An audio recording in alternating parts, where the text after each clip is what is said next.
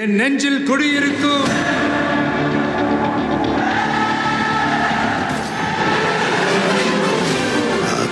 தளபதி.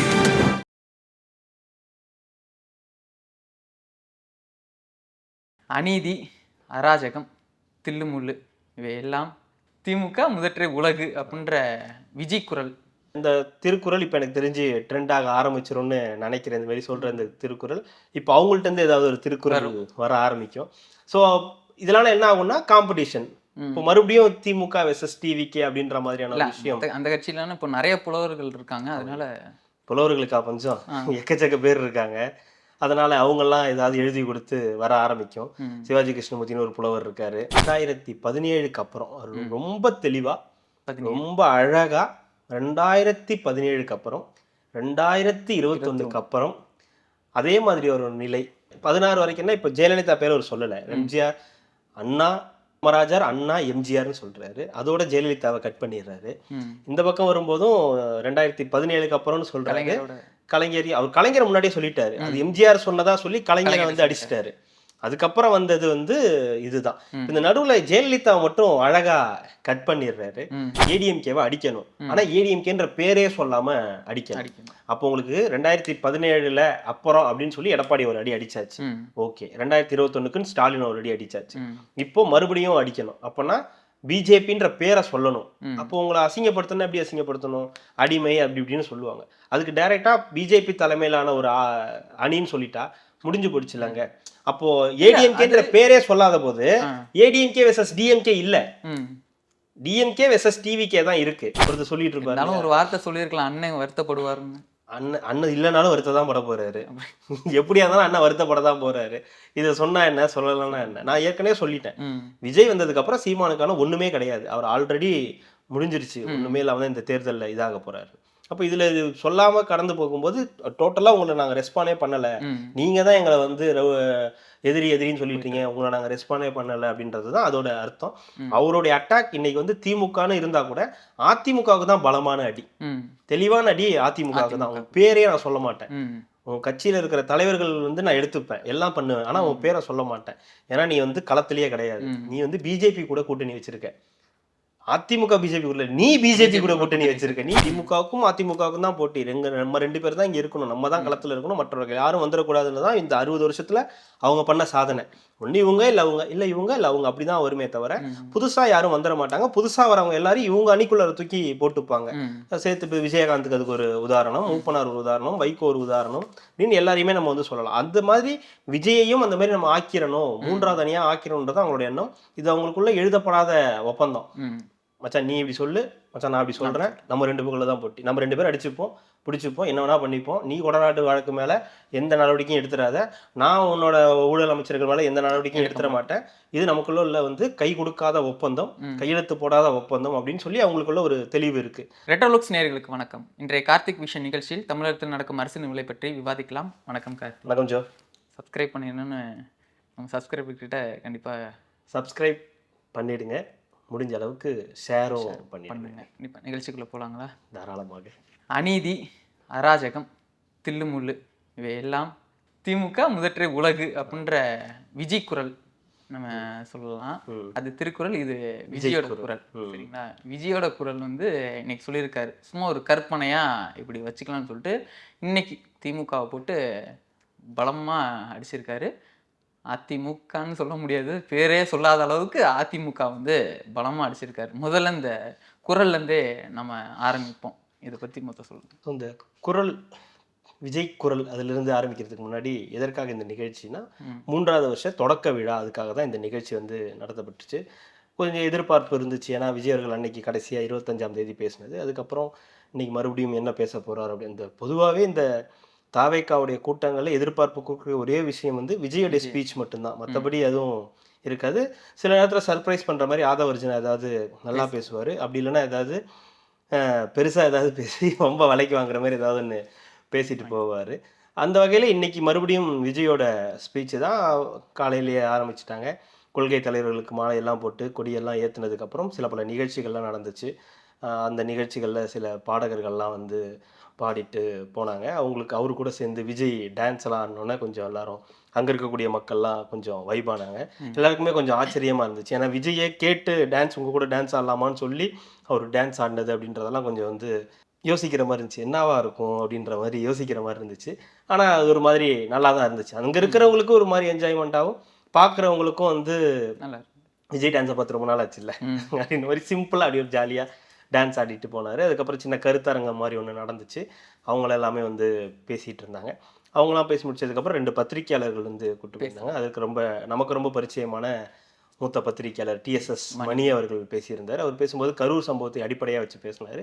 அதோட பேஸில் இந்த இந்த இது நடந்துச்சுல, ஏர் ஷோ நடந்துச்சு, அதை பற்றி பேசவே இல்லை. மன்னர் குடும்பம் வந்து உட்கார்ந்து இருந்தது அப்படின்லாம் சில இதெல்லாம் சொல்லி பேசியிருந்தார். அப்புறம் CK மதிவாணன் அவரும் பேசியிருந்தார். நானும் வந்து தாவேக்காவு கிடையாது, ஆனால் ஆதரவு தந்துக்கிட்டு இருக்கேன். நான் டே 1லேருந்து நான் வந்து ஆதரவு கொடுத்துக்கிட்டு இருக்கேன் அப்படின்னு சில விஷயங்கள்லாம் போட்டு உடச்சிருந்தாங்க. பத்திரிகையாளர்களை கூப்பிட்டது ஒரு நல்ல விஷயம். பத்திரிகையாளர்களை கூப்பிட்டு அவங்கள வச்சு பேட்டி எடுத்தது இன்னும் கூட ஒரு நல்ல விஷயமா இந்த இந்த NDTVயோட இதுக்கு ஒரு முற்றுப்புள்ளி வச்சிருந்த மாதிரி இருந்திருக்கும். ஒரு சில கேள்விகள் அவங்க கேட்டிருந்தாங்கன்னா அதற்கு அவர் பதில் சொல்ற மாதிரி இருந்ததுன்னா கூட அது ஒரு இதுவா கூட இருந்திருந்திருக்கலாம். பட் ஆனால் அது ஒரு நல்ல விஷயமா இருந்திருந்திருக்கலாம். பட் ஆனால் அவங்க வந்து அவங்களுடைய ஆதரவு தெரிவிக்கிற மாதிரி சில விஷயங்கள்லாம் வந்து பேசுனதும் ஓகே தான். முக்கியமான விஷயம் விஜய் பேசுனது தான். ஸோ அதில் நீங்கள் கேட்டது இந்த குரல், இது யாருமே எதிர்பார்க்காத விஷயம். இப்படி வந்து ஒரு திருக்குறள் சொல்ல போகிறாருன்னு அது ரிப்பீட்டாக ஒன்ஸ் மோர் கேட்டு ஏதோ தேட்டரில் ஏதோ ஒரு பாட்டுக்கு ஒன்ஸ் மோர் இந்த கமலா தேட்டரில் ஒன்ஸ் மோர் போடலாமான்னு சொல்லி அந்த பையன் வந்து வெளியே நிற்பார்ல, அந்த மாதிரி வந்து எல்லாரும் ஒன்ஸ் மோர் கேட்டாங்க. அதுவும் அவரும் வந்து ஒரு தடவை சொன்னார், 2வது தடவை ஒன்ஸ் மோர் கேட்டால் உடனே சொன்னார். 3வது தடவை சொல்கிற ஐடியா இல்லை, ஆனால் மறுபடியும் கேட்டோன்னா அதையும் வந்து சொன்னார். அதில் இந்த திருக்குறள் இப்போ எனக்கு தெரிஞ்சு ட்ரெண்டாக ஆரம்பிச்சிரும்னு நினைக்கிறேன். இந்த மாதிரி சொல்கிற இந்த திருக்குறள் இப்போ அவங்கள்ட்டேருந்து ஏதாவது ஒரு திருக்குறள் வர ஆரம்பிக்கும். ஸோ இதனால என்ன ஆகும்னா காம்படிஷன். இப்போ மறுபடியும் திமுக வெர்சஸ் டிவிகே அப்படின்ற மாதிரியான விஷயம். அந்த கட்சியில இப்போ நிறைய புலவர்கள் இருக்காங்க. அதனால புலவர்களுக்கா கொஞ்சம் எக்கச்சக்க பேர் இருக்காங்க. அதனால அவங்கெல்லாம் ஏதாவது எழுதி கொடுத்து வர ஆரம்பிக்கும். சிவாஜி கிருஷ்ணமூர்த்தின்னு ஒரு புலவர் இருக்காரு, அவர் ஏதாவது ஒரு திருக்குறள் புதுசா ஒன்று சொல்லுவாரு. அந்த மாதிரி அப்படின்னு வரலையா, அந்த திருக்குறள்லாம் கூட சொன்னாலும் சொல்லுவாரு. அது மாதிரி ஏதாவது சொல்லி இது பண்ணுவாங்க. இதனால என்ன ஆகும்னா மறுபடியும் இந்த இணையத்துல வந்து மறுபடியும் வந்து டிவிகே வெர்சஸ் டிஎம்கே அப்படின்ற ஒரு வரத்துக்கான வாய்ப்புகள் இருக்கு. ஸோ ஆரம்பத்திலேருந்து அவர் சொன்ன விஷயங்கள்லேருந்து நம்ம போகணும்னா முக்கியமான விஷயம் அவர் எம்ஜிஆரை மறுபடியும் கையில் எடுத்து சொன்ன அந்த கதை தான். ஸோ 1977 ஜூன் மாதம் ஒரு நாளில் ரேடியோவில் எம்ஜிஆர் அவர்கள் பேசும்போது அறிஞர் காமராஜர், அறிஞர் அண்ணா இருந்த இடத்துல இப்படி ஒரு முதலமைச்சராக இருக்கிறத பார்க்குறத அந்த இதை வந்து அந்த கண்ணீரை துடைக்கிறதுக்கு அதிமுகன்ற ஒரு கட்சி உருவாகி இருக்கு. அதே நிலை தான் 2017க்கு அப்புறம் ரொம்ப தெளிவாக ரொம்ப அழகாக 2017க்கு அப்புறம் 2021க்கு அப்புறம் அதே மாதிரி ஒரு நிலை. எம்ஜிஆர் அண்ணா எம்ஜிஆர்லாம் முதலமைச்சராக இருந்த இடத்துல அப்படின்னு சொல்லி நிறுத்திட்டு மக்கள் அதே இதில் இருக்கும்போது அந்த கண்ணீரை துடைக்கிறதுக்கு தமிழக வெற்றி கழகம் வந்திருக்கு அப்படின்றத மென்ஷன் பண்ணுறார். இதில் நம்ம கேள்வி என்ன இருக்குன்னா, ஏன் 16 விட்டாங்க? 16 வரைக்கும்னா இப்போ ஜெயலலிதா பேர் அவர் சொல்லலை. எம்ஜிஆர் அண்ணா காமராஜர் அண்ணா எம்ஜிஆர்னு சொல்றாரு, அதோட ஜெயலலிதாவை கட் பண்ணிடுறாரு. இந்த பக்கம் வரும்போதும் 2017க்கு அப்புறம்னு சொல்றாரு. அவர் கலைஞரை முன்னாடியே சொல்லிட்டாரு, அது எம்ஜிஆர் சொன்னதா சொல்லி கலைஞரை வந்து அடிச்சிட்டாரு. அதுக்கப்புறம் வந்தது வந்து இதுதான். இந்த நடுவுல ஜெயலலிதா மட்டும் அழகா கட் பண்ணிடுறாரு. அது என்ன ரீசன்னு தெரியல. ஏன்னா சமீப நாட்கள்லாம் பார்த்தா அங்க செங்கோட்டையனும் இருக்காரு, பேக்கெட்ல ஜெயலலிதா அவர்களோட போட்டோவோட எப்பவுமே இருக்காரு. இன்னொரு பக்கம் ஜெயலலிதா மேடம்னு சொல்லி விஜய் அவர்களே வந்து சில நேரத்துல பேசுறாரு. இன்னொரு பக்கம் என்னுடைய அரசியல் முன்னோடிகள்னு சொல்லி எம்ஜிஆர், ஜெயலலிதா, கருணாநிதினு சொல்றாரு. ஸோ அந்த இடத்துல ஜெயலலிதா பேரை சொல்றது சரியா இருக்காது. அதே நேரத்துல அவங்கள வந்து சொல்லவும் முடியாது. ஜெயலலிதா அந்த வரிசையிலும் சொன்னா ஊழல் வந்து அந்த பிரச்சனை வந்துரும்ன்றதுனால இவங்க எல்லாமே போய் மாலையும் போட்டோம். அவங்களோட இதுக்கு போய் மாலை இல்ல எல்லாரும் போடலாம். ஆனா விஜய்ன்ற நபர் சொல்லணும் இல்லையா? இப்போ ஜெயலலிதா அவர்கள் மாதிரி ஜெயலலிதா அவர்கள்லாம் இருந்த இடத்துல இப்போ எடப்பாடியும் MK ஸ்டாலின் இருக்கிறது அவமானம்னு சொன்னா ஜெயலலிதா மேல இருக்க அந்த ஊழல் எடுத்துட்டு வருவாங்க. ஸோ அதனால அது அழகா அவர் வந்து கட் பண்ணி எடுத்துட்டு போயிடுறாரு. 2வது பெண்களுக்கு நிறைய பேர் ஜெயலலிதா அவர்களை பிடிக்கும்ன்றதுனால அதை சொல்லக்கூடாது அப்படின்றது ஒரு அரசியல் தெளிவு இருக்கு. அதாவது விஜய்க்கு அரசியல் தெரியாது, விஜய் கிட்ட வந்து அரசியல் இது பண்ணாதீங்கன்னா எவ்வளவு தெளிவா ஜெயலலிதா பேரை சொல்லாம அது 2017க்கு 2021 சொல்றாரும் போது அப்போ ஜெயலலிதாவை அவங்க வந்து பகச்சிக்க விரும்பல. மீன்ஸ் ஜெயலலிதாவை சொன்னா மக்கள் கொஞ்சம் கோவப்படுவாங்க, அவங்க மேல இன்னமும் அனுதாபம் இருக்கு, அவங்களுக்குன்னு ஒரு ஓட்டு இருக்கு, பெண்கள் கிட்ட இருக்கு, அதனால அதிமுக ஓட்ஸை குறி வைக்கிறதுனால ஜெயலலிதா பேரை எடுக்காம எம்ஜிஆரை புகழ்ந்து ஜெயலலிதா பேரை மறைச்சு கட் பண்ணி அப்படியே வந்து எடப்பாடிக்கு ஜம்ப் பண்றதுன்றது மாத்திட்டார். அதுல வந்து அரசியல் இது இருக்கதா செய்யுது, ஒரு நெகட்டிவ் இருக்கதா செய்யுது. ஆனா அவங்க சைட்ல இருந்து பார்த்தா அது ஒரு அரசியல் தெளிவு தான். ஓகே, அழகா கட் பண்ணி எங்கெங்க பிடிக்கணுமோ அதை மட்டும் பிடிச்சு அப்படியே வந்து போறாங்கன்றத நம்ம புரிஞ்சுக்கலாம். ஸோ இந்த 2017 எடப்பாடியையும் 2021 முதலமைச்சர் மு.க. ஸ்டாலினையும் வந்து மென்ஷன் பண்ணி அவர் வந்து அதை சொல்றாரு. ஸோ இதுதான் இன்னைக்கு வந்து டேக் அவேவா இருக்கு. இல்லை, இப்படி பேசிட்டு போகும்போதே விஜய் அவர்கள் வந்து இந்த கட்சிக்கு வந்து புதுசாக அவர் இப்போ தான் வந்திருக்காரு, நம்மலாம் வந்து பெரிய ஆலமர கட்சி அப்படின்லாம் பேசிட்டு இருக்கும்போது அதுக்கு ஒரு உதாரணம் வந்து எடுத்து காட்டுறாரு. எம்ஜிஆர் அவர்களும் அதே மாதிரி தான் கட்சி தொடங்கினாங்க. ஒரு 20 வருஷமாக திராவிட கழகத்தில் இருந்து பணியாற்றிட்டு அதுலேருந்து தான் வந்திருக்காங்க. அவங்க எப்படி பேசுனாங்க, எம்ஜிஆர் அவர்கள் புதுசாக கட்சி தொடங்கும் போது எப்படி பேசுனாங்க, நீங்கள் இப்போ தான் வந்திருக்கீங்க, அரசியல் உங்களுக்கு அரசியல் தெரியாது அப்படின்னா அவங்க எப்போ யார் வந்தாலுமே அதை தான் பண்ணுவாங்க, இந்த பழைய டப்பா தான் உருட்டிக்கிட்டே இருப்பாங்க அப்படின்ற ஒரு விஷயத்த சொல்றாங்க. டேட்டாங்கடா கொஞ்சமாவதுன்ற மாதிரி. ஆமா, அது உண்மைதானே. தொடர்ந்து திமுக வைக்கக்கூடிய விமர்சனம் என்ன, நம்ம நேத்து வீடியோல என்ன சொல்லியிருந்தோம், நடிகைகள்னு வந்துட்டா பொதுவா யார் கட்சி ஓபன் பண்ணாலும் திமுகவுக்கு பெரிய பிரச்சனையெல்லாம் இருக்காது, நடிகர்கள் ஓபன் செஞ்சுட்டா அவங்களுக்கு பெரிய பிரச்சனையா இருக்கும். அதுதான் அது விஜய் அவர்களும் சொல்றாரு. எம்ஜிஆர் தொடங்கினப்ப நீங்க என்னெல்லாம் சொன்னீங்க, அவருக்கு இன்னுமே தெரியாது, அரசியல் அரிச்சுவடியே தெரியாது, அவரால் எதுவுமே தெரியாது, அவருக்கு ஒண்ணுமே புது கட்சி நடிகர் கட்சின்லாம் கலாச்சிங்க. ஸோ அதையே தான் இப்போ நமக்கும் பண்றாங்க. இந்த விஜய்க்கு என்ன தெரியும், என்ன அனுபவம் இருக்கு, என்ன பண்ணிடுவீங்க நீங்க ஒரு நடிகர் தானே அப்படின்னு ஏகப்பட்ட விமர்சனங்கள் வைக்கிறாங்க. கொஞ்சமாவது அப்டேட் ஆகுங்க. அதே பழைய டப்பாவை தூக்கிட்டு வந்து அதே மாதிரி திருப்பி திருப்பி பேசிட்டு, டெக்னாலஜி வளர்ந்துருச்சு, கொஞ்சமாவது உங்க டெக்னிக்கை மாத்திக்கிங்க. அதாவது என்னன்னா, நீங்க சொல்ற எதுவுமே மக்கள்கிட்ட எடுபடாது, நீங்க ஏற்கனவே இந்த மாதிரிலாம் பண்ணிட்டீங்க, திருப்பி திருப்பி அதையே எடுத்துட்டு வராதீங்க, கொஞ்சமாவது புதுசா ட்ரை பண்ணீங்கன்னா மக்கள்கிட்ட ஏதாவது எடுபடும், இது எடுபடாதுன்றது தான் வந்து சொல்றாரு. உண்மைதான், அது கிட்டத்தட்ட அது உண்மைதான். அது ஒரு சிலர்கிட்ட போய் வேணா ஒரு 10% வேணா போய் சேரும். அந்த எப்படின்னா, இந்த ரொம்ப அந்த டிஎம்கே ஃபாலோயர்ஸாக இருப்பாங்க இல்லையா, இந்த 60+, 70+, 80+, இல்லைனா 50+லேருந்து இருப்பாங்களே, இவங்கள்ட்ட நீங்கள் போய் ஒன்றுமே பண்ண முடியாது. விஜய் எந்த ஒரு நபர் வந்திருக்காரு வந்து இது பண்ணிடுறோம்னா ரொம்ப கஷ்டம், ஆண்கள்கிட்ட சொல்கிறேன். ஆனால் பெண்கள்கிட்ட அது பிரச்சனை கிடையாது. நம்மள்கிட்ட பேசுகிற நிறைய பேரே, இந்த நம்மள்கிட்ட கால் பண்ணி பேசுகிற நிறைய பேர் 60+, 50+லாம் இருக்காங்க, ரிட்டையர்ட் டீச்சர்ஸ்லாம், அவங்களாம் இதான் சொல்கிறாங்க, நாங்கள் விஜய் ஃபேன்லாம் கிடையாது, ஆனால் எங்களுக்கு ஒரு மாற்றம் வேணும், அதுக்கு விஜய் தான் சரியான ஆளுன்னு நாங்கள் வந்து நம்புகிறோம், நாங்கள் வேண்டுறோம், ப்ரே பண்ணுறோம், டெய்லி விஜய்க்காக ப்ரே பண்ணுறோம், ஒரு கட்சி ஆட்சி அமைக்கணும்னு நாங்கள் ப்ரே பண்ணுறோம்லாம் சொல்கிறோம். ஸோ அந்த அடிப்படையில் பார்க்கும்போது அவங்க சொல்கிறது உண்மை தான். நீ யார் வந்தாலும் இதை தான் சொல்ல போகிறோம். இப்போ நாளைக்கே ஒரு வேளை சிவகார்த்திகேயன் வந்து கட்சி தொடங்குறாருன்னு வச்சுக்கலாம், ஒரு பேச்சுக்கு தான், ஓகேங்களா, உடனே வந்து சிவகார்த்திகேயன் ஒரு கட்சி தொடங்க போகிறாங்கல்ல, ஒரு பேச்சுக்கு நாளைக்கே சிவகார்த்திகேயனுக்கு ஒரு ஐடியா வந்து அவர் ஒரு மாபெரும் மாஸ் ஹீரோவாக மாறி மக்கள் மனதெல்லாம் வென்று அவர் ஒரு 70-75 படம் நடிச்சுட்டு நானும் வரேன், அரசியல் கட்சி தொடங்குறேன் அப்படின்னு வந்தாங்கன்னா, அப்பயும் திமுக இருக்குதுன்னு வச்சுக்கோங்களேன், இருக்கும், எனக்கு ஒரு நம்பிக்கை இருக்கு, இருக்குன்னு வச்சுக்கோங்களேன். அப்படி இருக்கும்போது அப்போ வந்து சிவகார்த்திகேயன் வந்து வாங்க சிவகார்த்திகேயன் சூப்பர்னு சொல்ல மாட்டாங்க. என்ன திடீர்னு இது பண்றான், நாங்க தான் பராசக்தி படத்தில் நடிக்க வச்சோம், நாங்க தான் வந்து கல்வி திருவிழாவுக்கு வந்து கூப்பிட்டோம் அப்படின்றதெல்லாம் மறந்துட்டு வேற ஒன்று எடுத்து பேச ஆரம்பிச்சிருவாங்க. ஸோ இது அவங்களுடைய யூஷுவல் ஃபார்மேட் தான். அந்த ஃபார்மேட்டுக்குள்ளே போகாதீங்க, அது வேலைக்கு ஆகாது, நீங்கள் எவ்வளோ அடிக்க நாங்கள் திருப்பி வந்துக்கிட்டே தான் இருப்போம், இது நடந்துக்கிட்டே தான் இருக்கும், ஹிஸ்ட்ரி ரிப்பீட் ஆகுன்றது தான் விஜயோடைய பேச்சு. அது கரெக்டு தான், அவர் சொல்கிற விஷயம் கரெக்டு தான். நீங்கள் சும்மா ஒருத்தனை போட்டு அடிச்சுக்கிட்டே இருக்கும்போது அவன் மேலே ஒரு சாயம் பூசணும்னு நினைக்கும் போது அது நடக்காது, அது திருப்பி ஒரு மாறும்ன்றது தான் விஜயோட ஸ்பீச்சு. அதில் நம்ம ஒத்து போகலாம், தப்பு இல்லை. இப்போ அதே இடத்துல தான் அங்கிட்டு வந்து உதயநிதி அவர்களும் இருக்காங்க, 2 பேரும் ஒரு சேம் கேட்டகரி தான், ஏஜ் தான். அவர் இருந்துமே இந்த மாதிரி விஷயங்கள் வந்து இன்னும் அவங்களுக்கு தெரியலையா? இன்னும் இப்போ நீங்கள் சொல்கிறீங்க அப்டேட் ஆகலைன்னு சொல்கிறீங்க, அது திமுக இந்த சைடே நம்ம வச்சுக்கோமே, நம்ம எம்.கே. ஸ்டாலின் இவர்களோட நம்ம வச்சுக்கோம்னா, இப்போ உதயநிதி முன்னெடுத்துறாங்கன்றப்போ அவங்களும் அந்த மாதிரி ஸ்டாண்டு கையில் எடுக்கணும்ல, அது எடுக்கல அப்படின்றப்போ அப்போ அவங்களுக்கு இன்னும் இப்போ இருக்கிற அரசியல் வந்து அவங்களுக்கு தெரியலன்னு நம்ம எடுத்துக்கலாங்களா? இல்லை, இது ஒர்க் அவுட் ஆகும்னு நம்புறாங்க, காலங்காலமா இது நடக்குது, ம். இது பண்ணா இது ஒர்க் அவுட் ஆகும்னு அவங்க வந்து இன்னமும் நம்பிக்கிட்டு இருக்காங்க. எப்படி எம்ஜிஆரை பண்ண மாதிரி, ஜெயலலிதாவை பண்ண மாதிரி, விஜயகாந்தை பண்ண மாதிரி விஜய்க்கும் பண்ணா அது ஒர்க் அவுட் ஆகும்னு நம்புறாங்க. ஆனா அது ஒர்க் அவுட் ஆகாதுன்றது தான் நம்பிக்கை. ஏன்னா அவங்க பெரும்பாலும் விஜய் பேசும்போது என்ன சொல்றாரு, மக்கள் நம்ப மாட்டாங்க, இதை தாய்மார்கள் நம்ப மாட்டாங்க, இதெல்லாம் அப்டேட் ஆகாத விஷயங்கள் அப்படின்றத அவர் திரும்ப திரும்ப சொல்றாரு. ஸோ கிட்டத்தட்ட எம்ஜிஆர் மாதிரி தான் நானு, அவங்க கிளைம் பண்றது தான், டைரக்ட் எம்ஜிஆர்னு சொல்லல. எம்ஜிஆர் மாதிரி தான் நானும் எம்ஜிஆர் மாதிரி வந்திருக்கேன், உங்க கண்ணீரை துடைக்க வந்திருக்கேன், அதனால நீங்க சொல்றது எதுவும் எடுபடாதுன்றது அவர் மக்களை பின்னாடி சேர்த்துக்கிறாரு. மக்கள் இதை நம்ப மாட்டாங்க, மக்கள் பார்த்துக்கிட்டு இருக்காங்க, அதனால இதை நம்ப மாட்டாங்க அப்படின்றது தான் அவரோட கிளைம். ஸோ இன்டைரக்டா எம்ஜிஆரை அவர் எப்பெல்லாம் முடியுதோ அப்பெல்லாம் வந்து சேர்த்துக்கிறாரு. அதனால அது இவங்களும் அதே தானே பண்றாங்க. புதுசா ஏதாவது பண்ணணும், இவங்க மேல உள்ள தப்புகளை வந்து சொல்லணும். ஆனா இவங்க சொல்றதுக்கு தப்புகள்னு இங்க என்ன இருக்கு? ஒண்ணுமே இல்லை. இல்லைன்னு நான் சொல்றது என்னன்னா, இவங்க வந்து இன்னும் கட்சி தான் போயிட்டு இருக்கு, ஆட்சியை பிடிக்கல, எதிர்கட்சியா இல்ல, பல இடங்கள்ல இந்த கவுன்சிலர் அந்த மாதிரி எதுவும் இல்லை, லஞ்ச லாவண்யம் அந்த மாதிரி பல விஷயங்கள் அதுல வந்து சொல்ல முடியல.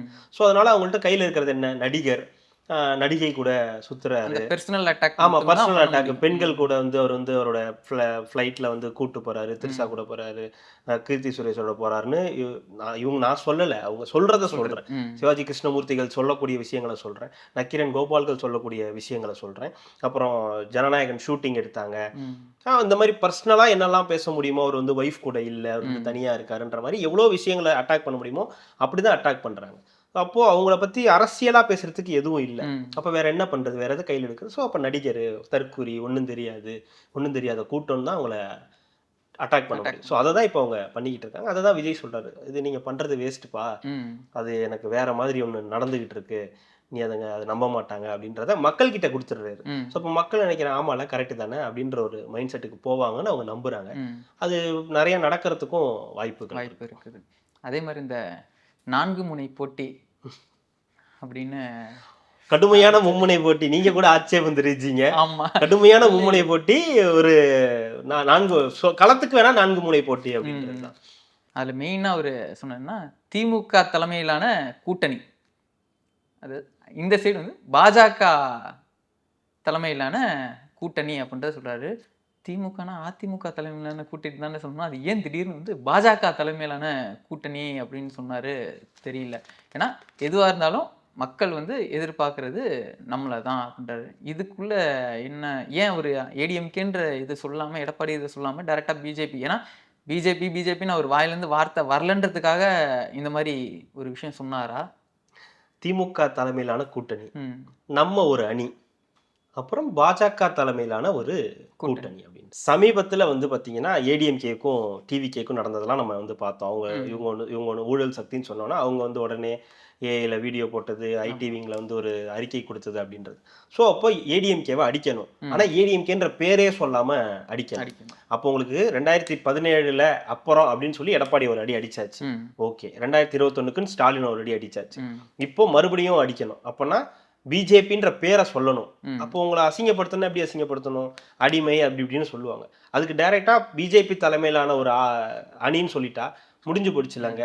அப்போ ஏடிஎம்கேன்ற பேரே சொல்லாத போது ஏடிஎம்கே வெர்சஸ் டிஎம்கே இல்ல, டிஎம்கே வெர்சஸ் டிவிகே தான் இருக்கு. இங்க ஏடிஎம்கேன்ற பேரே யூஸ் பண்ணல, இது பிஜேபி தலைமையிலான ஒரு அணின்னு சொல்லிட்டா விஜய் மாதிரி ஒரு நபர் சொல்லும் போது மக்கள் மனசுல அது போய் பதியறதுக்கான வாய்ப்பு இருக்குல்ல. இது பாஜக தலைமையிலான அணி, ஏற்கனவே இங்க பாஜகவுக்கு என்ன மாதிரியான நிலை இருக்கு, எவ்வளவு ஓட்டு வங்கி இருக்கு, பாஜகனே மக்களுக்கு எவ்வளவு அரவணைப்பு வரும் அப்படின்றதெல்லாம் அவருக்கு தெரியுது இல்லையா. அப்போ பிஜேபி பேரை சொன்னா ஒரு வகையான ஒவ்வாமை வருது, பிடிக்காது அப்படின்னும் போது அதிமுக தலைமையிலான அணின்னு சொல்லும் போது அதிமுகன்ற பேரையும் சொல்லணும். At the same time AIADMK தலைமையிலான ஒரு அணி இருக்குன்றதையும் மென்ஷன் பண்ற மாதிரி ஆயிடும். ஆனா அந்த இடத்துல நீங்க பாஜக தலைமையிலான அணின்னு சொல்லிட்டு போயிடுங்க, அது ஒரு பேசு பொருளா மாறிடும். அதே நேரத்துல இங்க வந்து பிஜேபி எதிர்க்கிறோன்ற அந்த ஒரு ஒரு பிம்பத்தையும் உருவாக்குறோம். பிஜேபி தான் இங்க இருக்குது, அங்க அதிமுக இல்ல, அங்க நீங்க ஓட்டு போடாதீங்க. இங்க கலை யதார்த்தமே திமுக வெர்சஸ் டிவிகே தான் இருக்கே தவிர அதிமுகன்ற கட்சி இல்ல, அவங்க தலைமையில கூட்டணி. அது கிட்டத்தட்ட உண்மை தானே? இல்ல அப்படி நம்ம சொல்ல முடியாது. ஏன்னா இவங்க ஏன் பிஜேபின்ற வார்த்தை வரலன்னு கேட்கும் போது அவங்க கட்சியில இருக்கிறவங்க எல்லாருமே சொல்றது என்னன்னா, இப்போ நடக்கிறது சட்டமன்றம், இங்க நம்மளுக்கு எதிரி யாருன்னா தமிழகத்துல இருக்கிற என்ன கட்சிகள் இருக்கோ பாஜகவோட ஓட் பேங்க் அதிகமா இருக்கிறது தான் ஏடிஎம்கேன்றப்போ அதை தானே நம்ம முதல்ல சொல்லியிருக்கணும். டிஎம்கேன்னு சொன்னார்னா அப்ப ஏடிஎம்கேன்னு தானே சொல்லியிருக்கணும். சட்டமன்றம் அப்படின்றப்போ நம்ம ஏடிஎம்கே பேரை சொல்லாம பிஜேபி சொல்றது, அப்போ ஏடிஎம்கே வந்து பிஜேபி கண்ட்ரோல்ல தான் இருக்குது, அதுதான் முதன்மையா இருக்குதுன்றத வந்து மென்ஷன் பண்ணி சொல்ற மாதிரி. ஆமா, அதுதான் இப்போ பிஜேபின்ற பேரை சொல்லும் போது பாஜக தலைமையிலான அதிமுக அப்படின்னு சொல்லி நாளைக்கு செய்திகள்ல வரும். ஸோ இன்னைக்கு செய்திகள்ல போடும்போதும் பிஜேபி அதிமுகன்ற பேரே அவர் சொல்லல அப்படின்ற ஒரு இது வந்துடும். இப்போ விவாதத்துல உட்காரும். ஆனா அதிமுக தலைமையிலான கூட்டணி தானே அது. இல்லையே, அது பாஜக தலைமையிலான கூட்டணியா தானே இருக்கு. அதிமுக தலைமையிலான கூட்டணின்னு அதிமுக சொல்லுது. ம். தேசிய ஜனநாயக கூட்டணின்னு தான் பிஜேபி சொல்லுது. சொல்லுது. ம். யார் வந்து பிஜேபி இந்த கூட்டணியை கட்டமைக்கிறான்னு பார்த்தா அமித்ஷா தான் வராரு, பியூஷ் கோயல் தான் வராரு. ம். சரி, யார் தலைமையில எல்லாம் ஒருங்கிணைறாங்கன்னு பார்த்தா அதுவும் பிஜேபி தலைமையில தான் இருக்கு. ம். ஸோ அதிமுக தலைமையிலான அணின்னு சொல்லி அதிமுக தான் கிளைம் பண்ணிதே தவிர பிஜேபி ஒரு நாள் அப்படி சொல்லல. அதிமுக தலைமையிலான கூட்டணியில் நாங்கள் அங்கம் வகிக்கிறோம்னு அவங்க சொல்லல. தேசிய ஜனநாயக கூட்டணியில் நாங்கள் ஒன்றிணைந்திருக்கிறோம் அப்படின்னு தான் சொல்றாங்களே தவிர அதிமுக தலைமையிலான அதைத்தான் அவர் மென்ஷன் பண்றாரு. அதிமுக தலைமையிலான அணி இல்ல, இது வந்து பாஜக தலைமையிலான அணி அப்படின்னு சொல்லும்போது இப்போ மறுபடியும் அதிமுக மறுபடியும் செயல்படுத்தணும். யார் தெரியுமா, நாங்க எப்படி தெரியுமா, எங்களுடைய இது என்ன தெரியுமா, நாங்க தான் கூட்டணி இது தெரியுமா, நாங்க தான் முதலமைச்சர் வேட்பாளர் தெரியுமா அப்படின்னு சொல்லி மறுபடியும் எடப்பாடி அன்கோ வந்து பேச ஆரம்பிக்கணும். ஸோ அதுதான் இப்போ நடந்துகிட்டு இருக்கு. இது அதிமுகவுக்கு வந்து ஒரு ஊமக்குத்துன்னு சொல்லலாம். நீங்க இத்தனை நாள் வந்து அடிச்சதுக்கு உங்க பேரே சொல்லாம உங்களை அசிங்கப்படுத்திட்டு போயிருக்காரு. இப்ப மறுபடியும் அதிமுக ஆயிட்டுவீங்க, ஐயோ டே கலை அலங்காரம் மறுபடியும் ஓட்டுறா அப்படின்ற மாதிரி மறுபடியும் முதல்ல இருந்து மறுபடியும் முதல்ல இருந்து அவருக்கு பனையூர் பண்ணையார் அவர்களேன்னு மறுபடியும் ஒரு லெட்டர் எழுதணும். அதுக்கப்புறம் வீடியோஸ் எல்லாம் இப்போ ஏற்கனவே 2 வீடியோ போட்டாச்சு. என்ன வீடியோ, இந்த இது கொடைக்கானலுக்கு போனது, அப்புறம் வந்து இதுக்கு மாஸ்டர் படத்துக்கு போனதுக்கு 2 வீடியோ போட்டாச்சு. அடுத்து ஏதாவது யோசிக்கணும், அது என்ன யோசிப்பாங்கன்னு தெரியல. டாக்ஸ் கட்டுறது, அந்த காருக்கு டாக்ஸ் கட்டுறது, அந்த மாதிரி ஏதாவது அதெல்லாம் வழக்குல இருக்கே, அது டக்குன்னு சொல்ல முடியாது, ஏகப்பட்ட பஞ்சாயத்து இருக்கு. சரி பாப்போம் என்ன மீம் ட்ரோல் பண்றதுக்கு தானே உங்களுக்கு அதை பத்திலாம். சரி பாப்போம் என்ன பண்றாருன்னு பார்ப்போம், அடுத்து என்ன சொல்றாருன்னு பார்க்கலாம். இல்லை அவங்க ரொம்ப தெளிவாக அந்த ஒவ்வொரு வார்த்தையுமே அவங்க பேசுறது பார்த்தீங்கன்னா ரொம்ப தெளிவாக இருக்குது. நீங்கள் சொன்ன மாதிரி 2016 விட்டு 17 ஜெயலலிதா அவர்களை வந்து தொடாமல் 17 அப்படின்றதையும் அதே மாதிரி இந்த பிஜேபி அப்படின்றது, அப்போ அவங்க ரொம்ப தெளிவான அரசியல் வந்து நோக்கி போயிட்டு இருக்காங்க. அரசியல் தான் பண்றாங்க. அதான் அரசியல் தெளிவில்லைன்னு சொல்லும்போது நீங்க யோசிச்சு பாருங்க, ஜெயலலிதா பேர் இல்லாம ஒரு விஷயம் பண்ணும்போது அது அரசியல் தானே. இப்போ தெளிவா இந்த இதை சொன்னா நமக்கு ஓட்டு விழாது, இவங்களுக்கு ஒரு நன்மதிப்பு இருக்கு, அதை போய் நம்ம கெடுக்க கூடாது அப்படின்ற காரணத்தினால அழகா அவங்க பேரை வந்து சொல்லாம அப்படியே ஜம்ப் பண்ணி 2017 எடப்பாடிக்கு போது அரசியல் அழகா பண்றாங்க, தெளிவா பண்றாங்க, அரசியல் பண்றாங்க. இவங்களும் அதே அரசியல் தான் பண்றாங்க. ஆனா இவங்க யாருமே ஒரு பர்சனல் அட்டாக்ன்றது இதுவரைக்கும் இல்ல. அது பர்சனல் அட்டாக் வந்து விஜய் வந்து அது கண்டிஷனாவே சொல்லியிருக்காங்க, யாரையுமே வந்து பர்சனல் அட்டாக் இருக்கவே கூடாது. இப்ப மாநில செய்தி தொடர்பாளர்கள் வரும்போதே அவங்களே என்ன சொல்றாங்க, அதுல ரொம்ப கிளியரா இருக்காரு, அது மட்டும் பண்ணவே கூடாது. அந்த விஷயத்துல அவருக்கு அரசியல் ரீதியா நீங்க விமர்சனங்கள் பண்ணுங்க, அதனால் வந்து நீங்கள் தொடவே தொடாதீங்க பர்சனல். அப்படி தொட்டிருந்தா அந்த 4வது கட்சியை வந்து அடிச்சிருக்க முடியாதா? எவ்வளோ போட்டு அடிக்கணும்னா லிஸ்ட்லயே எடுத்துக்கல. அதை தான் சொல்கிறேன், உங்களுக்கு 3 முனை போட்டி 4 முனை போட்டின்னு சொல்லும்போது அவர் 2 பேரை வந்து அடிக்கிறாரு. பேர் சொல்லி திமுகவை சொல்கிறாரு, பேர் சொல்லாமல் அதிமுக பிஜேபி கூட்டணி அடிக்கிறாரு. 3வது தாவேக்கா இருக்குன்னு சொல்லிட்டாரு. இந்த இடத்துல இந்த 3 பேர் தான். 4வதுன்ற ஒரு ஆப்ஷனையே கொண்டு வரலையே. இப்போ 4வது ஒரு கட்சி இருக்குன்னு சொல்லியிருந்தா அதை பற்றி ஏதாவது பேசியிருக்கணும். அது சரி விடுங்க, அது தேவையில்லாத கட்சின்னு கூட பேசிக்கணும். அந்த இடத்துக்கு கூட போகலை. உன்னை நான் லிஸ்ட்லேயே வச்சு இல்ல அந்த சாமி படத்துல நீங்க லிஸ்ட்லயே இல்லையே, நீ ஏன் பின்னாடி வரன்னா ஒருத்தர் சொல்லிட்டு இருப்பாரு. ஒரு வார்த்தை சொல்லியிருக்கலாம், அண்ணன் வருத்தப்படுவாருன்னு. அண்ணன் இல்லைனாலும் வருத்ததான் பட போறாரு. எப்படியா இருந்தாலும் அண்ணன் வருத்தப்பட தான் போறாரு. இதை சொன்னா என்ன, சொல்லலன்னா என்ன. நான் ஏற்கனவே சொல்லிட்டேன், விஜய் வந்ததுக்கு அப்புறம் சீமானுக்கான ஒண்ணுமே கிடையாது. அவர் ஆல்ரெடி முடிஞ்சிருச்சு, ஒண்ணுமே இல்லாம இந்த தேர்தலில் இதாக போறாரு. அப்போ இதுல இது சொல்லாம கடந்து போகும்போது டோட்டலா உங்களை நாங்க ரெஸ்பாண்டே பண்ணல, நீங்க தான் எங்களை வந்து எதிரின்னு சொல்லிட்டீங்க, உங்களை நாங்க ரெஸ்பாண்டே பண்ணல அப்படின்றதுதான் அதோட அர்த்தம். அவருடைய அட்டாக் இன்னைக்கு வந்து திமுகன்னு இருந்தா கூட அதிமுகவுக்கு தான் பலமான அடி, தெளிவான அடி அதிமுகவுக்கு தான். அவங்க பேரே நான் சொல்ல மாட்டேன், உன் கட்சியில இருக்கிற தலைவர்கள் வந்து நான் எடுத்துப்பேன், எல்லாம் பண்ணுவேன், ஆனா உன் பேரை சொல்ல மாட்டேன். ஏன்னா நீ வந்து களத்திலேயே கிடையாது. நீ வந்து பிஜேபி கூட கூட்டணி வச்சிருக்க, அதிமுக பிஜேபி கூட நீ பிஜேபி கூட கூட்டணி வச்சிருக்க, நீயும் பிஜேபி தலைமையில உன் கூட்டணி இருக்கு, அதனால உன்னை நான் தொட மாட்டேன், உன்னை நான் விட்டுறேன், எனக்கும் டிஎம்கேக்கும் தான் போட்டி அப்படின்னு சொல்லிட்டாரு. இது ஓரளவுக்கு எடுபடுறதுக்கான வாய்ப்பு இருக்கு. அப்படியே இந்த சைடு போகும்போது நம்ம கருத்து கணிப்பு பற்றிலாம் நிறையா பேசணும். கருத்து கணிப்பு, கடுப்பு திணிப்பு, கடுப்பு திணிப்பு. நம்ம வந்து கருத்து திணிப்புன்னா அவர் கடுப்பு திணிப்பு அப்படின்ட்டாரு. அதுலேயும் அவர் சொன்னார், ஒரு சில கருத்து கணிப்புலாம் நான் ஏற்றுக்கிறேன், நான் கரெக்டாக தான் சொல்கிறீங்க. ஒரு சில இந்த கடுப்பு திணிப்பு வந்து என்ன, நீங்கள் திருப்பி போய் சர்வே எடுங்க, களத்தில் போய் சர்வே எடுங்க, அப்போவே உங்களுக்கு தெரியும். நம்ம சிஎம் அவர்களே நீங்கள் தூங்கிட்டு இருக்கும்போது கூட திடீர்னு எழுப்பி யாருக்கு ஓட்டு போடுவீன்னு கேட்டோன்னா விசிச்சிடணும்னு அவரே தூக்கத்தில் மறந்து சொல்லிடுவார் அப்படின்னு சொல்லிட்டு அது எப்படி எடுத்துக்கிறதுன்னு தெரியல. ஒரு நக்கலா சொன்னாரான்றது நமக்கு தெரியல. கிண்டலாதான் அது, சும்மா அது ஊமைக்காக சொல்லணும். ம். முதலமைச்சர், ஏன்னா முதலமைச்சர் எந்த நேரமும் அதே எண்ணத்தோட இருப்பாரு. ஐயோ விசில் இல்ல சின்னம் நம்ம விஜய். எப்பயுமே ஒரு விஷயம் நினைச்சிட்டு இருக்கோம்னா அதுதான் நம்ம கனவுல வரும் அப்படின்ற மாதிரி ஒரு விஷயம் நம்ம கேள்விப்பட்டிருப்போம். இப்ப அவரும் விசில் விசில் விசில் நினைச்சிட்டு இருக்கிறதுனால டப்புன்னு இருக்குன்னா விசிலு அப்படின்னு இருப்பாரா? அதுன்னு சொல்லுவாருன்ற மாதிரி, அது சும்மா ஒரு நகைச்சுவைக்காக சொன்னது, சும்மா சீண்டி பார்க்கணுன்றதுக்காக சொல்றது. இப்ப சீன்றது தானே. ஏன்னா இப்ப என்ன பண்ணாலும் திமுக என்ன பண்ணுதுன்னா, அதிமுக கூட தான் எங்களுக்கு போட்டி, என்டிஏவுக்கும் திமுக கூட்டணிக்கும் தான் போட்டின்றாரே தவிர மற்றவர்களை வந்து களத்துல சேர்க்காம அவங்க வந்து நழுவிக்கிட்டே இருக்காங்க. அப்ப அந்த இடத்துல அதை உடைக்கணும். என்ன பண்றது? சோ கொஞ்சம் எக்ஸ்ட்ரீமா போய் ஸ்டாலினே தூக்கத்துல எந்திரிச்சு விசில் சின்னத்துக்கு ஓட்டு போடுங்கன்னு தான் சொல்லுவாருன்னு சொல்லும்போது, இப்ப அங்கிருந்து ஒரு எதிர்ப்பு குரல் வர ஆரம்பிக்கும்.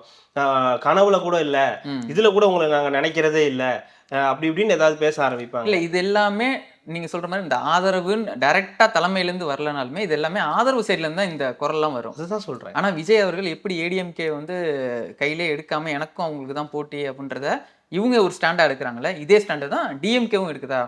நாங்க தாவேக்கா ஒரு ஆளே கிடையாது, எங்களுக்கும் அதிமுகவுக்கு தான் போட்டின்ற ஸ்டாண்ட் வந்து டிஎம்கேவும் எடுக்குதுன்னு நம்ம வச்சுக்கலாம். அப்படிதானே எடுப்பாங்க. திமுகவுக்கும் அதிமுகவுக்கும் தான் போட்டி. நம்ம 2 பேர் தான் இங்க இருக்கணும். நம்ம தான் களத்துல இருக்கணும். மற்றவர்கள் யாரும் வந்துடக்கூடாதுன்னு தான் இந்த 60 வருஷத்துல அவங்க பண்ண சாதனை. ஒண்ணு இவங்க இல்ல அவங்க, இல்ல இவங்க இல்ல அவங்க, அப்படிதான் வருமே தவிர புதுசா யாரும் வந்துட மாட்டாங்க. புதுசா வரவங்க எல்லாரும் இவங்க அணிக்குள்ள தூக்கி போட்டுப்பாங்க. சேர்த்து இப்ப விஜயகாந்துக்கு அதுக்கு ஒரு உதாரணம், மூப்பனார் ஒரு உதாரணம், வைகோ ஒரு உதாரணம் அப்படின்னு எல்லாரையுமே நம்ம வந்து சொல்லலாம். அந்த மாதிரி விஜயையும் அந்த மாதிரி நம்ம ஆக்கிரணும், 3வது அணியா ஆக்கிரணும்ன்றது அவங்களுடைய எண்ணம். இது அவங்களுக்குள்ள எழுதப்படாத ஒப்பந்தம்.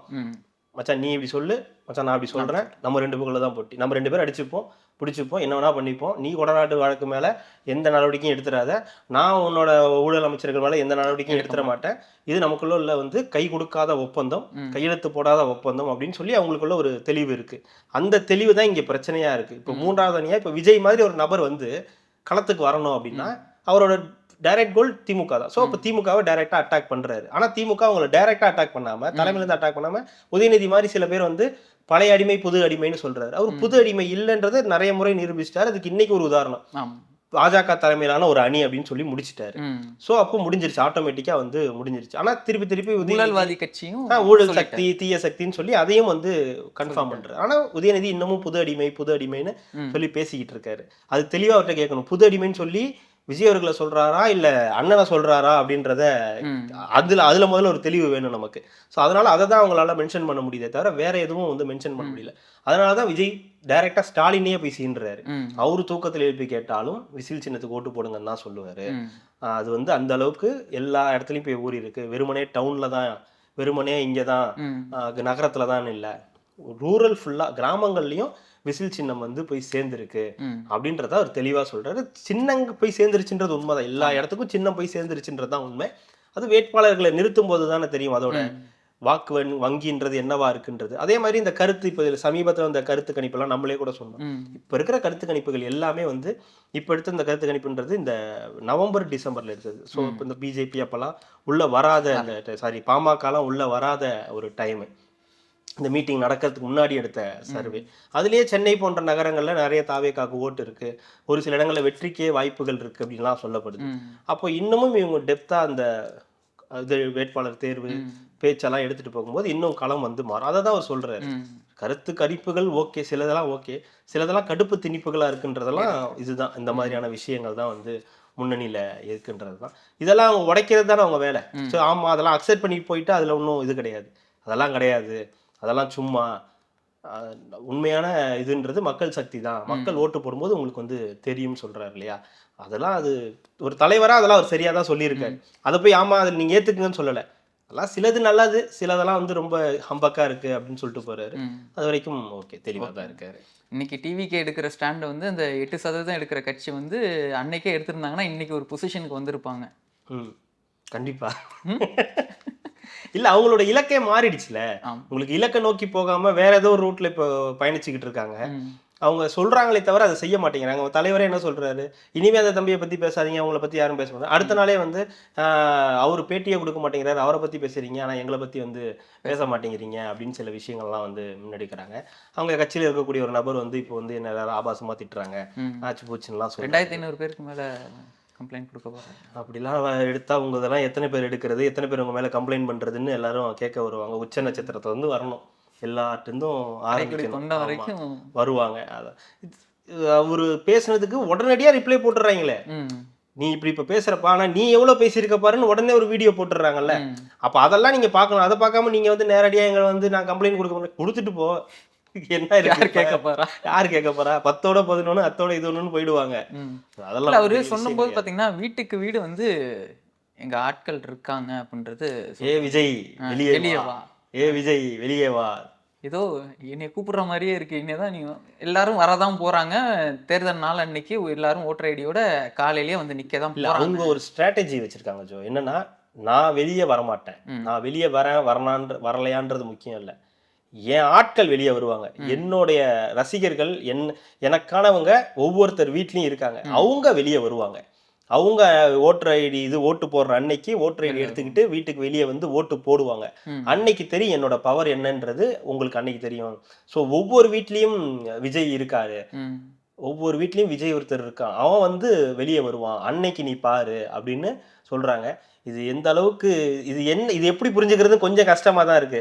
நான் வெளியே வரமாட்டேன், என்னோட ஆட்கள் வெளியே வருவாங்கன்னு சொல்றாரா, இல்ல என்னோட ஆட்கள் ஒட்டுமொத்தமா எல்லார் வீட்லயும் இருக்காங்க, அதனால நாங்க கவலைப்பட தேவையில்லை அப்படின்னு சொல்றாரான்றது கொஞ்சம் சந்தேகம் இருக்கு. அது ஒரு வார்த்தையுமே மென்ஷன் பண்ணி சொன்னாரு, ஓட்டு வாங்குறதுக்கான வேலைகளை மட்டும் நீங்க பாருங்க, மத்ததெல்லாம் மக்களோட சேர்ந்து நான் பாத்துக்கிறேன். இல்ல இந்த வேலைகளை நீங்க பாருங்க. ஓட்டு போடுறவங்க ஓட்டு போடுறதுக்கு பூத்துல இருந்து அவங்கள கொண்டு போய் நேரடியா உசில் சின்னத்துக்கு ஓட்டு போடுறதுக்கான வேலைகளை நீங்க பாருங்க. நம்ம ஓட்டு தான் தெரிஞ்சிருச்சுன்னா அதை கரெக்டா கொண்டு போய் ஓட்டுச்சாவடியில போய் ஓட்டு போடுறதுக்கான வேலைகளை நீங்க பாருங்க. அந்த ஓட்டு போட வைக்கிறதுக்கான வேலையை நான் பாத்துக்கிறேன். ஏன்னா அது நான் ஆல்ரெடி சொன்னது தனிநபர் கட்சி, விஜய்ன்ற ஒரு நபர்னால இயக்கப்படுற கட்சி. அப்போ விஜய் தான் எல்லாமே. ஸோ அப்போ விஜய் தான் நம்பிக்கை கொடுக்கணும், மக்களோட சேர்ந்து நான் பாத்துக்கிறேன், மக்கள்கிட்ட நான் போய் எல்லாமே பேசுறேன், எல்லாமே பண்றேன், அதுக்கான வேலைகளை மட்டும் அந்த ஓட்டு போடுவாங்க, அந்த ஓட்டை தவறாம வாங்கி கொண்டு போய் ஓட்டுச்சாவடியில போடு அப்படின்னு சொல்றதுதான், அதுதான் உங்களுடைய வேலை அப்படின்னு சொல்றாரு. இதுல நமக்கு ஓகே, இது எல்லாமே இது வரைக்கும் பேசுனது எல்லாமே சூப்பர். ஆனா இதுல ஒரே ஒரு விஷயம் என்னன்னா, இன்னைக்கும் ஒரு சின்ன ஏமாற்றம் என்னன்னா, மக்கள் பிரச்சனைகளை பற்றி பெருசா பேசல. இப்ப நிறைய நடந்துச்சு சமீபத்துல கூட, நிறைய சம்பவங்கள்லாம் ஏதாவது ஒரு சில விஷயங்களையாவது மென்ஷன் பண்ணி பேசலாம். இப்ப இந்த நிருபர் தாக்கப்பட்டது ஒரு திமுக எம்எல்ஏ, ஸ்ரீரங்கம் திமுக எம்எல்ஏ, ஸோ அதை பத்தி ஏதாவது ஒரு விஷயம் பேசியிருக்கலாம். நேத்து பட்ஜெட் வந்துருக்கு, ஸோ பட்ஜெட் பத்தி ஏதாவது ஒரு விஷயங்கள், ஏன்னா மத்திய அரசோடைய பட்ஜெட் அப்படின்னும் போது அதுல உங்களுக்கு பேசுறதுக்கு விஷயம் இருக்கு. ஒரு அட்லீஸ்ட் ஒரு 2-3 நிமிஷம் அந்த பட்ஜெட் பத்தி, இந்த பட்ஜெட்னால தமிழ்நாட்டு மக்களுக்கு எந்த விதமான இதுவும் இல்லை, நன்மையும் இல்லை அப்படின்ற ஒரு விஷயத்த மென்ஷன் பண்ணியிருந்திருக்கலாம். இல்லை சமீபத்தில் நடந்த பல விஷயங்கள் இருக்கு, அந்த மாசு அவர்கள் சொன்னதா இருக்கட்டும், அந்த பீகார் கொலை, கொலை, அது கூட ஒரு அறிக்கை கொடுத்திருந்தார், அதை கூட மென்ஷன் பண்ணி நாட்டுல சட்டம் ஒழுங்கு பிரச்சனை எப்படி இருக்கு பாருங்க. ஆனா அவங்களுடைய ஒரே குறிக்கோள் என்னவா இருக்குன்னா, இதை பத்தி மட்டுமே பேசுறதா தான் இருக்கு. இந்த ஓட்டு வாங்குறது, திமுக வெர்சஸ் டிவிக்கு, அதிமுகலாம் களத்துல இல்லை இப்படின்றத சுத்தியே இருக்கே தவிர, மக்கள் பிரச்சனையை பற்றி அந்த பொதுவெளியில பேசுற, அதாவது ஆதவர்ஜனா பேசுறாரு, ஒரு இன்டர்வியூ கொடுத்தா அங்க போய் பேசுறாரு, அருண்ராஜ் பேசுறாரு, சிடி நிர்மல்குமார் பேசுறாரு. ஸோ விஜய் அவர்கள் என்னைக்காவது தான் நம்ம பார்க்குறோம், ஸோ வீக்லி ஒன்ஸோ இல்லை 2 வாரத்துக்கு ஒரு தடவை தான் பேசுறாரு. ஸோ அப்போ அவர் பேசும்போது அதற்கான அந்த இம்பாக்ட் ஜாஸ்தியா இருக்கு. இதை நம்ம பல தடவை சொல்லிட்டோம், மற்றவர்கள் பேசுறதை விட விஜய் அவர்கள் பேசும்போது இம்பாக்ட் ஜாஸ்தியா இருக்கும். ஸோ இன்னைக்கு அவர் ஏதாவது ஒரு 2 விஷயத்தை கையில் எடுத்து, இந்த சட்டம் ஒழுங்கு பிரச்சனை பற்றியும் இல்லை இந்த பட்ஜெட் பற்றியும் ஏதாவது ஒரு 2 விஷயங்களை பற்றி ஒரு கையில் எடுத்திருந்தாருன்னா அது இன்னும் ஒரு நல்ல ஒரு இதுவாக இருந்திருக்கும், மக்கள்கிட்ட போய் அந்த விஷயங்கள் சேர்ந்திருக்கும், அவர் மக்கள் பிரச்சனைகளை பற்றி பேசுறாரு அப்படின்றத தெரிஞ்சிருந்திருப்பாங்க. ஆனால் இது ஒரு 3ஆம் ஆண்டு தொடக்க விழான்றதுனால அதை பற்றி மட்டுமே பேசிட்டு கடந்து போயிடுறாங்க. ஒருவேளை அடுத்து ஏன்னா இப்போ பொதுக்கூட்டங்கள் நடத்துறாங்க, இப்போ நிறைய இடங்கள்ல பொதுக்கூட்டங்கள்லாம் பண்றாங்க, அடுத்தடுத்து விஜயோட இது இருக்கு, ஸ்பீச் எல்லாம் இருக்கு, ரோட் ஷோ மாதிரி பொதுக்கூட்டங்கள் இருக்குன்னு சொல்லியிருக்காங்க. ஸோ 2வது வாரத்துல இருந்து சொல்லியிருக்காங்க. அப்பத்துல இருந்தையாவது முழுமையா அதெல்லாம் பேச ஆரம்பிக்கிறாங்களான்றத பார்ப்போம். இல்ல அப்பயுமே பார்த்தோம்னா அந்த மெயினா அங்க இருக்கிற ஊர்ல இருக்கிற ஒரு 3 விஷயத்த மட்டும் தொடாம இன்னும் கொஞ்சம் டெப்த் போனாங்கன்னா நல்லா இருக்கும். அதாவது நான் சொல்றது, ஒரு ஊருக்கு போனா அந்த ஊரோட பிரச்சனையை மட்டும் பேசாம ஓவராலா தமிழ்நாட்டில் நடக்கக்கூடிய பிரச்சனை, அந்த வாரத்துக்குள்ளே நிறைய நடக்குது சம்பவங்கள் நடக்குது, அதை பத்தியும் நம்ம அதுதான் முக்கியமான விஷயங்களை இன்னைக்கு எதிர்பார்க்கப்பட்ட ஒரு நாள், அந்த 3வது வருஷத்துல இதை பத்தியும் ஒரு 2 வார்த்தை பேசியிருந்தாருன்னா அது இன்னும் மக்கள்கிட்ட போய் ரீச் ஆயிருக்கும். ஈவினிங் விவாதங்களில் உட்காரவங்களுக்கு கொஞ்சம் யூஸ்ஃபுல்லாக இருந்திருக்கும். ஏன் பிஜேபியை பற்றி பேசலை, பட்ஜெட்டை பற்றி உங்களுடைய மதிப்பு என்னதான் நீங்கள் சொல்ல வரீங்க, பட்ஜெட்டில் உங்களுக்கு எதுவுமே இல்லையா? ஏன் இதை சொல்கிறேன்னா, நீங்கள் இப்போ ஆட்சி அமைக்க போகிறோம்னு சொல்கிறீங்க, 2026 ஆட்சி அமைக்க போகிறோம்னு சொல்கிறீங்க. ஸோ ஆட்சி அமைக்க போகிறீங்கன்னா உங்களுக்கு தான் பட்ஜெட்லேயும் உங்களுக்கு நிதி ஒதுக்கணும், அந்த மாதிரி பிரச்சனைகள்லாம் இருக்குது. ஸோ இந்த மாதிரி ஒரு நிதி ஒதுக்கியிருந்தா அடுத்து நம்ம ஆட்சி அமைக்க போகிறோமே, நமக்கு எப்படி இது உதவும்னு அப்படியாவது ஃபியூச்சரை பற்றி பேசியிருந்தா கூட அது கனெக்டடாக இருந்திருக்கும். அதை பற்றியே பேச மாட்டோன்றது ஒரு நெகட்டிவ் பாயிண்ட் தான், நெகட்டிவ் சைடு தான் அது. அது இல்லை, ஒருவேளை இப்போதான் அந்த மேனிஃபெஸ்டோ எல்லாமே ரெடி பண்ணிட்டு இருக்காங்கன்றப்போ அவங்க என்ன மாதிரி திட்டங்கள் செயல்படுத்த போறாங்கன்றதுக்காக அதுக்கப்புறம் தான் அதுக்கான அந்த வேல்யூ கால்குலேஷன் பண்ணி தான் நம்மளுக்கு இவ்வளோ செலவாகுன்றது ஒரு நிதிநிலை அறிக்கை ரெடி பண்ணலாம். அப்படி நம்ம சொல்ல முடியாதுல்ல. எப்படியா இருந்தாலும் நீங்கள் என்ன மேனிஃபெஸ்டோ வேணாலும் ரெடி பண்ணலாம், என்ன வேணால் பண்ணலாம். ஓவராலாக விவசாயம் அது இதுன்னு எல்லாத்துக்கும் நிதி ஒதுக்கியிருக்காங்க. அந்த நிதியில் நிறைய விஷயங்கள் இல்லை, தமிழ்நாடுன்ற பேர் இல்லைன்ற மாதிரி தமிழ்நாட்டுக்கான ஒதுக்குன நிதி என்னன்ற ஏகப்பட்ட கேள்விகள் இருக்குல்ல. இப்போ எல்லா எதிர்கட்சிகளும் அதை பற்றி கேள்வி கேட்கும்போது அதிமுக பேசாது, கூட்டணியில் இருக்கிறதுனால. திமுக எதிர் சொல்லுது, காங்கிரஸ் சொல்றாங்க, திருமாவளவன் சொல்றாரு, கமலஹாசன் சொல்றாரு. என்னைக்குமே வராத கமலஹாசன் வந்து ஒரு சொல்லும்போது, நீங்க ஒரு பிரதான எதிர்கட்சி அப்படின்னு சொல்லும்போது, திமுகவை எதிர்க்கிறேன்னு நீங்க சொல்லும்போது, கொள்கை எதிரின்னு பாஜகவை சொல்லும்போது, அப்ப நீங்களும் இந்த பட்ஜெட்டை பற்றி ஏதாவது ஒன்று சொல்லணும்ல. நியாயமான விஷயங்களை இது இல்லை, இது தமிழ்நாட்டுக்கு இது இல்லைன்னு சொல்றத சொல்ல வேண்டியது உங்களுடைய கடமை இல்லையா? அது முக்கியமான நாள் அதை சொல்லியிருந்தீங்கன்னா அது இன்னும் இம்பாக்டா அது மக்கள்கிட்ட போய் சேர்ந்துருக்கும். சாயந்தரம் விவாதம் பண்றவங்களுக்கும் அவர் மத்திய பட்ஜெட்டை பத்தி விமர்சிச்சிருக்காரு அப்படின்னு பேசுறவங்களுக்கு ஒரு நல்ல பாயிண்டா இருந்திருக்கும். அது இல்லைன்னும் போது அவங்களுக்கு ஒரு சின்ன மைனஸா, இது 3ஆம் ஆண்டு தொடக்க விழா, நாங்க அதை பத்தி பேசல அப்படின்னு அவங்க கொஞ்சம் போய் முட்டு கொடுக்குற மாதிரி இருக்கும். அதுக்காக சொல்றேன். அதே மாதிரி நம்ம பார்த்துருக்கோம், சென்னையில் மட்டும் இல்லை, நான் தமிழ்நாடு ஃபுல்லாகவே பார்த்தீங்கன்னா ஒரு போஸ்டர் ஒன்று ஒட்டியிருந்தாங்க. டப்பா இன்ஜின் தமிழ்நாட்டில் ஓடாது, இல்லை தமிழ்நாட்டில் வந்து எடுபடாதுன்ற மாதிரி. இந்த சைடு வந்து பிஜேபியும், இங்கிட்ட வந்து அதிமுக இதை வச்சு போட்டிருக்காங்க. அது அவரும் பார்த்துருப்பாருன்னு நினைக்கிறேன். பார்க்காம ஏன்னா அவர் சொல்லியிருக்காரு, டப்பா இன்ஜினோ ஓட்ட இன்ஜினோ இங்கே வேலைக்கு ஆகாது, டிவிக்கேன்ற அந்த டாப் இன்ஜின் மட்டும்தான் இங்கே வேலைக்கு ஆகும் அப்படின்றப்போ இது என்ன சொல்ல வராரு அவரு? அதுதான், அது பிஜேபியும் சரி திமுகவும் சரி கிடையாது, நம்ம தான் டாப்பு. ஸோ நமக்கு தான் மக்கள் ஆதரவு இருக்குது. ஸோ டப்பா இன்ஜின் சொல்லி இப்போ யாரை சொன்னாங்க, டபுள் இன்ஜின் சர்க்கார்னு சொல்லி பிஜேபி மோடி தான் இப்போ ரீசெண்டாக வந்து சொல்லிட்டு போனார். அதுதான் இந்த டப்பா இன்ஜின்னு சொல்லி டிவிகே இவங்க டிஎம்கே சொன்னாங்க, டப்பா இன்ஜின் இது மாடல் அப்படின்ற மாதிரி கிண்டல் பண்ணி போஸ்டர் ஒட்டியிருந்தாங்க. அவர் என்ன பண்ணிக்கிட்டாரு, டப்பா இன்ஜின்னு சொல்லி பிஜேபியும் அடிச்சு, ஓட்டை இன்ஜின்னு சொல்லி திமுகவையும் அடிச்சு, இந்த 2 இன்ஜின் எந்த இன்ஜின் இருந்தாலும் சரி டாப் இன்ஜின் நம்ம இன்ஜின் டிவிகே தான், அதுதான் வந்து மக்களுக்கான ஒரு சக்தி அப்படின்னு சொல்லி சொல்றாரு. அது வரைக்கும் சந்தோஷம். டப்பா இன்ஜின்னு சொல்ற வரைக்கும் சந்தோஷம் தான். அதை கடந்து போகாம டப்பா இன்ஜின்னு சொன்னதா இருக்கட்டும், பாஜக தலைமையிலான அணின்னு சொன்னதா இருக்கட்டும், இது எல்லாமே வந்து பிஜேபி அட்டாக் பண்ற மாதிரியான சில விஷயங்கள் தான். இது பிஜேபி அட்டாக் பண்றதுன்றதை தாண்டி அதிமுகவை ஒன்றும் இல்லைன்னு சொல்ற மாதிரியான ஒரு வார்த்தைகள் தான். ஸோ அதனால அது வந்து களத்தை வந்து ஒரு மெயின்டைன் பண்ணணும்னு பார்க்குறாரு, டிவிகே வெர்சஸ் டிஎம்கேன்னு மெயின்டைன் பண்ணணும்னு பார்க்குறாரு. அதற்கு இந்த வார்த்தையெல்லாம் வந்து அவருக்கு யூஸ்ஃபுல்லாக இருக்குது, அதை பயன்படுத்திக்கவும் செய்கிறாங்க. அதுவும் அவர் சொல்லும்போது அது இன்னும் கொஞ்சம் அவங்கள்ட்ட போய் சேரும், ஆமால அப்படின்ற மாதிரி போய் சேரும். அது எவ்வளோ விமர்சனம் வரும்னு சொல்றாரு, விமர்சனம் வரும், ஆனால் அதை பற்றி நம்ம பேசாமலும் இருக்க முடியாது. நம்ம தான் எதிர்க்கிறதுல தில்லா இருக்கோம், தீய சக்தி எதிர்க்கிறதுல நம்ம தான் தில்லா இருக்கோம் அப்படின்னு யாரும் இல்லைன்னு வேற யாரும் இல்லைன்னு சொல்றாரு. இல்லைன்னுலாம் சொல்ல முடியாது, இருக்காங்க. எடப்பாடி தினமும் ஏதாவது ஒன்று சொல்றாரு, ஆனால் தீர்க்கமா எதிர்க்கல, யாருமே மூர்க்கமா எதிர்க்கல அப்படின்னு பார்த்தா டிவிகேவும் மூர்க்கமாலாம் எதிர்க்கிறாங்க, பேசுறாங்க. கட்சியினர் நிறைய பேர் வந்து இப்போ நிறைய பேசுறாங்க, இப்போ ஆதவர்ஜனா மாதிரியான நபர்கள் பேசுறாங்க. ஆனா விஜய் இன்னும் மூர்க்கமா வந்து களம் ஆடணும். ஆனாலுமே இன்னைக்கு தாவேக்கா வந்து திமுகவை எதிர்க்கிற அளவுக்கு அதிமுக வந்து எதிர்க்கலன்றது தான் உண்மையான. அப்படியா? ஷூரா? ஆமா, நம்மளே பாக்குறோம், அவங்க பேசுற அளவுக்கு கூட அதிமுக சைட்ல இருந்து பேசவே இல்லை. ஒரு அந்த சுற்றுப்பயணம் போனாருங்களே, அந்த சுற்றுப்பயணத்துல போய் அவரு அந்த திமுக இதெல்லாம் சொன்னிச்சே, இவங்க இதெல்லாம் பண்ணாங்களான்னு அது மட்டும்தான் இல்லை. இன்னைக்கு தினம் நடக்கிற விவாதத்துலையுமே இதுலையுமே பார்த்தீங்கன்னா இன்னைக்கு முழு நேரமா திமுகவை எதிர்க்கிற ஒரே சக்தினா அது தாவேக்கான்ற மாதிரி தான் இன்னைக்கு இருக்குது. இல்லை எதிர்க்கிறாங்க, நான் இல்லைன்னா ஜீரோன்லாம் சொல்லலை, எதிர்க்கிறாங்க. நான் சொல்றது தலைமையிலிருந்து வரக்கூடியது சொல்றேன். விஜய் தானே இப்போ தொடர்ந்து நீங்க என்ன சொன்னாலும் ஆதவர்ஜனா யார் பேசினாலும் நிக்க போறது விஜயோட ஸ்பீச் தான். சரி, இன்னைக்கு யாராவது பேசுனாங்களா? இவ்வளவு பேர் இன்னைக்கு 3ஆம் ஆண்டு தொடக்க விழா தானே, யாராவது முக்கியமான ஆதவர்ஜனா யாராவது பேசுனாங்களா? இல்ல, எல்லாமே வந்து விஜய் நோக்கி தான் இருக்கு. ஸோ விஜய் பேசுறது தான் மெயின். ஸோ விஜய் அடிச்சாருன்னா அதுக்கு ஒரு பவர் இருக்கு, இம்பாக்ட் இருக்கு. மற்றவர்கள் அடிக்கிறத விட விஜய்க்கு ஒரு கூடுதல் சக்தி இருக்கு. அது மூலை முடுக்கெல்லாம் போகும், பிரேக்கிங் நியூஸாக மாறும், விவாத பொருளாக மாறும்.